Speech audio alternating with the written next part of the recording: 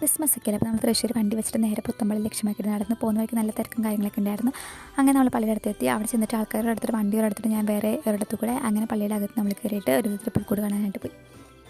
അവിടെ പല വെറൈറ്റി പുൽക്കൂടുണ്ടായിരുന്നു. അത് നമ്മൾ ക്യൂ നിന്നിട്ട് മന്ദം നീങ്ങി ഓരോ പുൽക്കൂടും കണ്ടു. അങ്ങനെ ഓരോ പുൽക്കൂടും കണ്ട് വീഡിയോ ഒക്കെ എടുത്ത് നടന്ന് തിരിഞ്ഞ് നോക്കിയപ്പോഴത്തേക്ക് നമ്മുടെ കൂടെയുള്ളവരെ കാണാനില്ലായിരുന്നു. അന്വേഷിപ്പിൻ കണ്ടെത്തുന്നല്ല പറയാം. അങ്ങനെ ഒരു ദിവസം ഞാൻ അവരെ കണ്ടുപിടിച്ചു. നേരം പിന്നെ നമ്മൾ പോയത് പള്ളിയുടെ അകത്തേക്കാണ്. അങ്ങനെ പള്ളിയുടെ അകത്ത് പോയിട്ട് പുറത്തിറങ്ങി വരുമ്പോഴത്തേക്ക് പിന്നെ അവരെ കാണണ്ടായി. പിന്നെ ഓരോ വിധത്തിൽ കണ്ട് അന്വേഷിച്ച് കൂടെ നടന്നു. ഇത് ഇടയ്ക്കിടയ്ക്ക് തിരിഞ്ഞ് നോക്കുന്നത് പേടിച്ചിട്ടൊന്നുമല്ല. ഇനിയും കാണാണ്ടായി കഴിഞ്ഞ് കഴിഞ്ഞാൽ ഈ ജനസാഗരത്തിൻ്റെ ഇടയിൽ നിന്ന് എനിക്ക് കണ്ടുപിടിക്കാനായിട്ട് ഭയങ്കര ബുദ്ധിമുട്ടാണ്. അതുകൊണ്ടാണ് അങ്ങനെ നമ്മൾ നേരെ പോയത് സ്റ്റാഴ്സ് കാണാനാണ്. പല വെറൈറ്റി സ്റ്റാഴ്സ് അവിടെ ഉണ്ടായിരുന്നു. അങ്ങനെ അതൊക്കെ നമ്മൾ നടന്നു കണ്ടു. അവിടെ ഫുൾ ലൈറ്റും കാര്യങ്ങളൊക്കെ ആയിട്ടായിരുന്നു.